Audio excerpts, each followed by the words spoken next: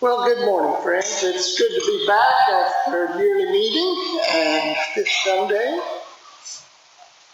I remember 3 Sundays ago standing up here and speculating that if Jesus were alive today, he would be a humanist. And so I am announcing the beginning of a new series called You Might Be a Humanist If. In the Sundays ahead, I will be sharing the priorities and values of humanism, which I believe to be consistent with the moral precepts and historical priorities of Quakerism. You'll remember we defined humanism as having a strong interest in or concern for human welfare, values, and dignity. Lately, the word humanist, though, has been used as a pejorative by many evangelical Christians, but I want to affirm my appreciation for the aims of humanism, which include the assertions that 1, knowledge and wisdom are best obtained by studying the observable world using the scientific method, as opposed to words from a God whose existence we cannot indisputably prove, we're taking it on faith, and whose actions we cannot reliably predict. That humans arose through evolution, are self-aware, possessing the ability to discern right from wrong. And that 3, our moral principles are not determined by divine commandments, but by examining the results our actions yield in the lives of real men and women. Simply put, if our actions result in happiness and well-being for ourselves and others, they are moral. If not, they are immoral. Today I want to speak about the first assertion that knowledge and wisdom are best obtained by studying the observable world using the scientific method, as opposed to words from a God whose existence we cannot indisputably prove and whose actions we cannot reliably predict. You'll remember from high school that the scientific method is the process of objectively establishing facts through testing and experimentation. We trace its origins to the early 1600s and attribute its founding to the Italian mathematician and astronomer Galileo and the English philosopher Francis Bacon. They were contemporaries. For their noble efforts, Galileo was placed under house arrest by Pope Urban VIII, and Francis Bacon died in disgrace, bankrupt and alone, confirming the adage that no good deed goes unpunished. Where does knowledge come from? Where does knowledge come from? I was at yearly meeting 2 weeks ago, and I heard a man say that God is the giver of all knowledge, and that if we wanted to be wise, all we had to do was ask God to show us the truth, to put it in our minds. I remember believing that when I was in high school. So I tried it right before a chemistry test. Rather than studying, I sat quietly at my desk, bowed my head, and asked God to fill my brain with the periodic table. But apparently God was busy helping another high school student because I flunked the test. When I started having gallbladder attacks this summer, did I mention I've been having problems with my gallbladder? If I had gone to a doctor and stretched out on the table, and the doctor had placed their hands on my abdomen and asked God to cast out the demons tormenting my body, I would have found another doctor. Instead, the doctor employed the scientific method, objectively establishing facts through testing and experimentation, thereby deducing my gallbladder was, in her words, underperforming, which Mike Goss said was the theme of my life. Now let's think about this.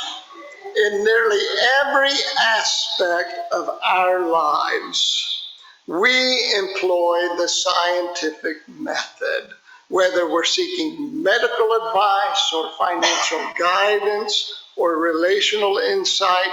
We'll seek out someone who depends upon the scientific method to acquire their expertise. When we do that, we are affirming the value of humanism, whether we realize it or not. Several years ago, I was at the Dairy Queen, which is why I suffer from my gallbladder problem. And another pastor in town was standing in line behind me. He said, "Did you know I had a heart attack and almost died?" I said, "I had heard about that. I'm glad you're okay." He said, "My wife drove me to the hospital and they airlifted me to St. Vincent's and the doctors operated on me and here I am. God took care of me." I know I should have let it go at that, but I couldn't help myself. I said, not to mention the helicopter pilot who took years learning how to fly a helicopter, and surgeons who spent 15 years learning to do heart surgery, plus the scientists who invented the drugs keeping you alive today. And let's not forget your wife who drove you to the hospital in a car someone else invented and manufactured. They helped too. And he said, "No, it was the Lord." And there you have it, friends. The utter refusal to admit our indebtedness to our fellow beings for their contributions to our well-being. How can we ignore that?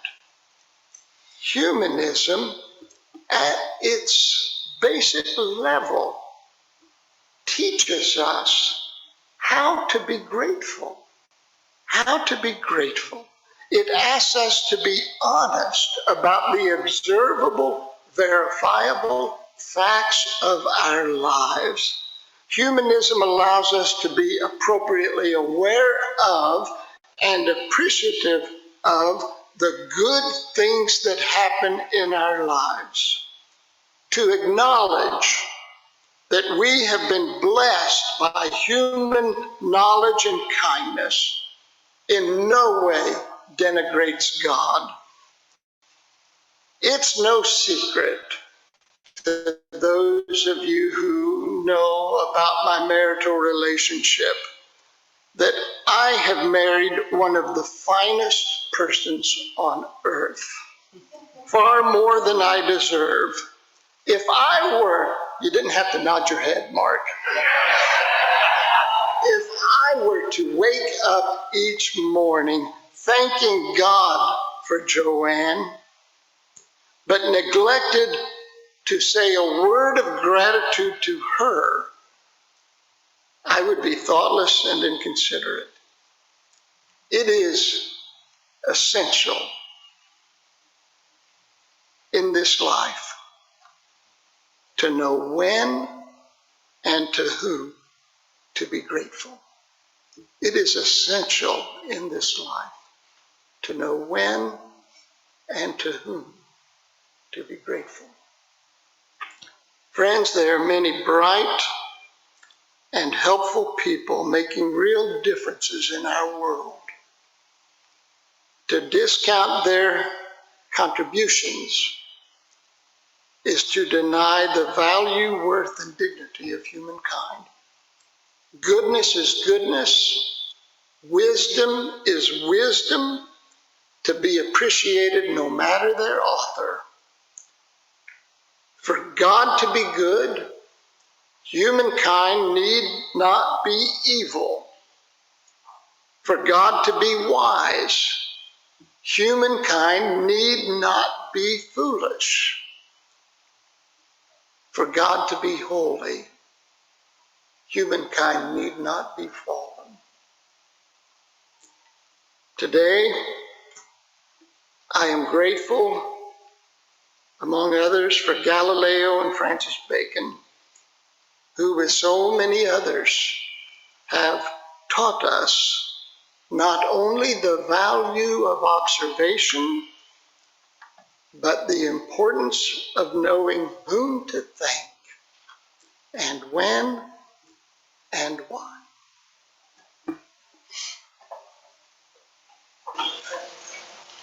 Well, I had an interesting experience this week. I was with a hospital called a surgeon, bright woman, and she said, "Let me tell you about the gallbladder." And I said, "There's no need. I've been reading about it on Google." And I thought to myself, surely my degrees in theology and sociology taught me all I need to know about the gallbladder. And so I told her, never mind. At that point, Joanne reached over to, I think, give me a loving pat on the knee, but instead she grabbed it right above the kneecap and squeezed. And told me to be quiet and pay attention. So I did. And got my own private TED Talk about this fascinating organ that I knew nothing about.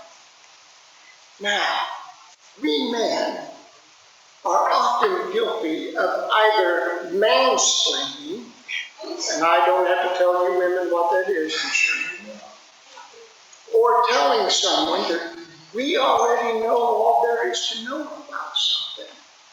And when we let go the need to do that, we learn and we grow. So this week, friends, listen and learn and grow. And at the end of your day, when you're lying in bed, you stop and think about your day. And you think of someone who's taught you something you did not know.